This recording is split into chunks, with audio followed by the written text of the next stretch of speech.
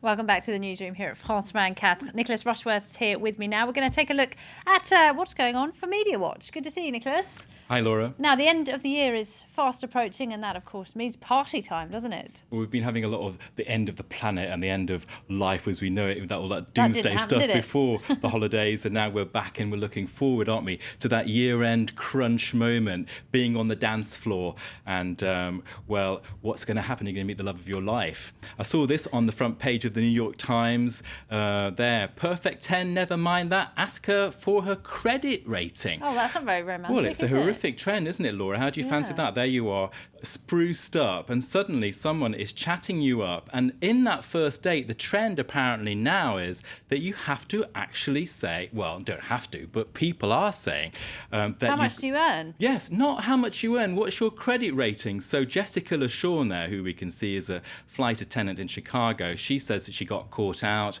A guy came along with her to a date, and it came up fairly early on. What's your credit score? And so she had to sort of backtrack and say, well, actually, I've got a bit of college debt and I've got, problems paying my bills. And she got a text later on. Did they split the bill? Well, they got a text a few days later on. She got a text a few days later on telling her, it wasn't you, love. It was actually it was your credit score that did the damage. It's not you, it's your credit rating. Very romantic. All right. Now, there's even a website for this, isn't there, where people Well, there can are find out? several websites. If you go to that piece on the New York Times website, you can actually click onto various links. There are a couple of websites that actually are dating agencies online based on your credit score. Look at this one, credit score rating there.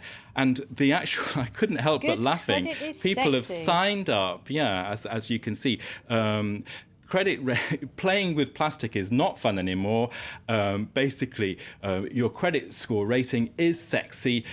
Beautiful is out, really. So, of course, is that a reflection of the economy being on the slide, or what? I think it's a bit backward-looking rather than forward-looking, isn't it? Marrying people because of how much money they've got. Well, it's very cynical. In this article from the New York Times, it's saying that site agencies are actually looking into this, and statistically they're showing that there are a lot of more people checking up on their potential partners, which they can do in the States by getting their credit score. Scary stuff. All right, now talking about scary stuff, some people were very nervous a couple of weeks ago, about the end of the world that was supposed to be upon us. It didn't happen. A lot of red faces, but now we've got a new crowd. Well, I love this story as well. It's actually in France with Rue 89.